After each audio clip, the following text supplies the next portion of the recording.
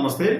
నా పేరు కృష్ణంరాజు వివియ, chief editor, journalist, news and views magazine. Pawan Kalyan Janasena అధినేత. ఆయన రాజకీయ ప్రస్థానం చాలా ఒడుదుడుకులతో, అపజయాలతో ప్రారంభమైనప్పటికీ ఒక్కసారి ఆయన ఎమ్మెల్యేగా ఎన్నికయ్యి వెనువెంటనే ఉప ముఖ్యమంత్రి పదవిని చేపట్టిన తర్వాత పవన్ కళ్యాణ్లో చాలా మార్పు వచ్చింది. తన పదవిని ఆయన ఒక గుర్తింపు తెచ్చే విధంగా ఆయన వ్యవహరిస్తున్నారు. ఎందుకంటే సాధారణంగా ఉప ముఖ్యమంత్రి అంటే దానికి పెద్దగా ప్రాధాన్యత ఉండదు. అది 6వ వేలు లాంటిదనే భావన చాలా మందికి ఉండేది. గతంలో కూడా ఉప ముఖ్యమంత్రులు ఎవరికి కూడా ఎటువంటి ఖ్యాతి దక్కలేదు. కానీ పవన్ కళ్యాణ్ దానికి భిన్నంగా ఉప ముఖ్యమంత్రి అంటే కేవలం నామకే వాస్తే కాదు, అతను కూడా ముఖ్యమైన వ్యక్తే అని నిరూపించుకునే ప్రయత్నం చేస్తున్నారు. అతని ప్రయత్నాలకి భారతీయ జనతా పార్టీ కూడా సహకరిస్తుండడం విశేషం. పవన్ కళ్యాణ్ ఉప ముఖ్యమంత్రిగా ప్రమాణ స్వీకారం చేసిన తర్వాత తాను రాజకీయంగా ఎదగడానికి ఎటువంటి అవకాశం వచ్చినా దానిని వదులుకోవటానికి సిద్ధంగా లేడు. ప్రతి దానిని ఆయన ఉపయోగించుకుంటూ ఈ రోజున పవన్ కళ్యాణ్ ఒక జాతీయ స్థాయి నాయకుడిగా ఎదిగాడు. దీనికి మీకు ఉదాహరణ ఏమిటంటే, తిరుమలలో లడ్డూ వ్యవహారం. ఈ లడ్డూలో జంతువుల కొవ్వు కలిసింది అని చంద్రబాబు నాయుడు గారు చెప్పడం, దాని మీద సర్వత్రా విమర్శలు రావటం, సుప్రీంకోర్టు సైతం మీరు ఎటువంటి సమాచారం లేకుండా ఎలా చెబుతారు దాంట్లో కొవ్వు కలిసిందని చెప్పి ప్రశ్నించడం, దాని మీద సిట్ వేయడంతో చంద్రబాబు నాయుడు గారికి ఒక చెప్పాలంటే ఆ వ్యవహారంలో ఒక ఎదురు దెబ్బ తగిలినట్టే మనం భావించాలి. కానీ అదే అంశంలో పవన్ కళ్యాణ్ తన రాజకీయ ఎదుగుదలకు ఒక మార్గంగా ఎంచుకున్నారు. అది ఎలాగంటే, ఎప్పుడైతే చంద్రబాబు నాయుడు ఈ లడ్డూ వ్యవహారాన్ని జాతీయ స్థాయిలో ఒక చర్చకు కారణమయ్యే విధంగా ప్రకటన చేశారో, ఆ తర్వాత అదే అంశాన్ని పవన్ కళ్యాణ్ వేరే రూపంలో మార్చారు. వెంటనే ఆయన తానొక సనాతన ధర్మ పరిరక్షకుడిని అని చెప్పుకోవడానికి వేషం మార్చారు, దీక్ష చేశారు.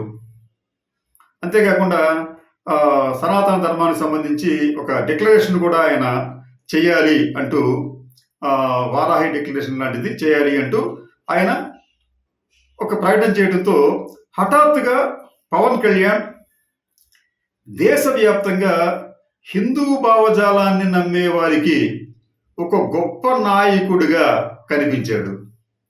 జాతీయ స్థాయిలో పత్రికలు అలాగే సోషల్ మీడియాలో కూడా పవన్ కళ్యాణ్ని ఒక నూతన హిందుత్వ ఐకాన్గా అభివర్ణించడమే కాదు, ఆయననైతే ఛత్రపతి శివాజీ గానో లేకపోతే బాల్ ఠాకరే గానో అభివర్ణిస్తూ కూడా కొంతమంది వ్యాఖ్యలు చేశారు. అంటే పవన్ కళ్యాణ్ తన ప్రభావాన్ని వారి మీద చాలా గట్టిగా చూపించగలిగారు. ఇది ఓ రకంగా చెప్పాలంటే భారతీయ జనతా పార్టీ కూడా చాలా సంతోషకరమైన విషయం. ఎందుకంటే ఆంధ్రప్రదేశ్లో భారతీయ జనతా పార్టీకి ఎక్కడా కూడా బలం లేదు. నిజానికి గతంలో వెంకయ్యనాయుడు గారు, ఆ తర్వాత వచ్చిన వారు, ఇప్పుడున్న పురంధేశ్వరి గారు కూడా భారతీయ జనతా పార్టీ బలపడటానికి పెద్దగా ప్రయత్నం చేయలేదు. ఒకవేళ కొంతమంది ప్రయత్నించినా వారు వైఫల్యం చెందారు. కానీ భారతీయ జనతా పార్టీతో జనసేనతో భారతీయ జనతా పార్టీ ఈ పొత్తు కుదరటం ఒకటి. రెండోది, ఈ పొత్తులో ఉంటూనే పవన్ కళ్యాణ్ చాలా వ్యూహాత్మకంగా తెలుగుదేశంతో కూడా ఆయన పొత్తు కోసం ప్రయత్నించారు. నిజానికి పవన్ కళ్యాణ్తో పొత్తు వద్దని చెప్పి తెలుగుదేశం పార్టీలో కొందరు సీనియర్లు చెప్పినప్పటికీ చంద్రబాబు నాయుడిని ఒక రకంగా చెప్పాలంటే పవన్ కళ్యాణ్ ఒప్పించగలిగారు. చంద్రబాబు నాయుడు గారు అరెస్ట్ అయ్యి రాజమండ్రి జైల్లో ఉంటే పవన్ కళ్యాణ్ హఠాత్తుగా అక్కడికి వెళ్ళి చంద్రబాబు నాయుడు గారికి తన సంఘీభావం తెలిపి బయటకు వచ్చే ఎన్నికల్లో మేమంతా కలిసి పోటీ చేస్తామని చెప్పన్నారు. అది రాష్ట్ర రాజకీయాల్లో ఒక కీలక మలుపు లాంటిది. ఈ కీలక మలుపు ఏమైందంటే అల్టిమేట్గా ఈ రోజున కేంద్రంలో ఎన్డీఏ ప్రభుత్వం అధికారంలో కొనసాగటానికి కారణమైంది. ఎందుకంటే ఈ రోజున భారతీయ జనతా పార్టీ తనంతట తానుగా కేంద్రంలో అధికారంలో ప్రభుత్వాన్ని ఏర్పాటు చేయడానికి సరిపడా సంఖ్యాబలం లేదు. ఎన్డీఏ మిత్రపక్షాల మీద ఆధారపడవలసి వస్తోంది. ఇటువంటి నేపథ్యంలో ఎన్డీఏ ఆంధ్రప్రదేశ్లో ఘన విజయం సాధించింది. వారు ఈ రోజున మోడీ గారికి మద్దతు ఇస్తున్నారు. ఫలితంగా మోడీ మరొకసారి ఒక సుస్థిరమైన ప్రభుత్వాన్ని ఏర్పాటు చేయగలిగారు. కేంద్రంలోని భారతీయ జనతా పార్టీ పెద్దల అభిప్రాయం ఏంటంటే నిజానికి ఆ రోజున పవన్ కళ్యాణ్ చొరవ చూపకపోతే చంద్రబాబు నాయుడుతో పొత్తు కుదిరేది కాదు. ఈ పొత్తు కుదరకపోతే చంద్రబాబు నాయుడు ఎన్డీఏకి మద్దతు ఇస్తే వచ్చు, లేకపోతే లేకపోవచ్చు. అప్పుడు మనం అధికారంలోకి వచ్చే అవకాశం ఉండేది కాదేమో అన్న భావన ఉంది. కాబట్టి అంటే పవన్ కళ్యాణ్ అంటే భారతీయ జనతా పార్టీ పెద్దలకు ఈ రోజున అపరిమితమైన ప్రేమ, గౌరవం ఏర్పడింది. ఆ గౌరవం, ప్రేమ ఎంత దాకా వెళ్ళిందంటే ఈ రోజున పవన్ కళ్యాణ్ ఏం చెబితే దాన్ని విని వెంటనే నిధులను కూడా శాంక్షన్ చేసే పరిస్థితి ఏర్పడింది. ఇది పవన్ కళ్యాణ్కి సంబంధించిన అంటే ఆయన యొక్క రాజకీయ ఎదుగుదల హఠాత్తుగా గ్రాఫ్ పెరిగింది పవన్ కళ్యాణ్ది. ఇక్కడతో పవన్ కళ్యాణ్ ఆగలేదు. ఒకవైపు జాతీయ స్థాయిలో ఆయన ఎదుగుతూనే మరోవైపు రాష్ట్రంలో కూడా తన ఇంపాక్ట్, తన ప్రభావాన్ని చూపించడానికి ఆయన పావులు కదిపారు. దాంట్లో భాగంగానే ఆయన ఒకరోజు హఠాత్తుగా రాష్ట్రంలో శాంతి భద్రతల పరిస్థితి అదుపు తప్పింది, అనిత గారు ఫెయిల్ అయ్యారు, అవసరం వస్తే నేనే హోం బాధ్యతలు స్వీకరిస్తాను అని చెప్పడంతో ఏమైందంటే ఆ మాటలో పరిపక్వత లేదని చెప్పి మనం భావిస్తున్నాం. కానీ పవన్ కళ్యాణ్ ఆ మాట చెప్పడం ద్వారా కొంతమందికి ఆయన ఎట్లా కనిపించారంటే, చూసారా పవన్ కళ్యాణ్ అవసరం వస్తే దేనినైనా ప్రశ్నిస్తారు అని ఆయన ఒక కొత్త హీరోగా రాజకీయాల్లో అభిమానించడం ప్రారంభించారు. ఇది జరిగిన వెంటనే చంద్రబాబు నాయుడు గారికి నిజంగా చాలా ఎంబరాసింగ్ ప్రకటన, అది చాలా ఇబ్బందికరమైన ప్రకటన. చంద్రబాబు నాయుడు గారి పార్టీలో ఎవరు కూడా ప్రకటన చేయరు. కానీ కూటమిలో పవన్ కళ్యాణ్ ప్రకటన చేసేటప్పటికీ చంద్రబాబు నాయుడు కమ్మి తిన్నారు. అయితే ఇక్కడ చంద్రబాబు చాణక్యం ఏంటంటే ఎక్కడా కూడా దానికి సంబంధించి పవన్ కళ్యాణ్తో మాట్లాడలేదు. ఓపెన్గా మాట్లాడకుండా ఏం చేశాడంటే ఢిల్లీ పెద్దలకు చెప్పాడు. అమిత్ షా గారికి చెప్తే అమిత్ షా గారు ఈ ప్రకటన చేసిన తర్వాత పవన్ కళ్యాణ్ గారిని హుటాహుటిన ఢిల్లీ పిలవటం, ఢిల్లీలో పవన్ కళ్యాణ్ అమిత్ షా గారు మాటామంతి ఏదో జరిగింది అక్కడ. ఏది ఏమైనప్పటికీ కూడా ఆ తర్వాత పవన్ కళ్యాణ్ గారి వైఖరిలో మార్పు కనిపించింది.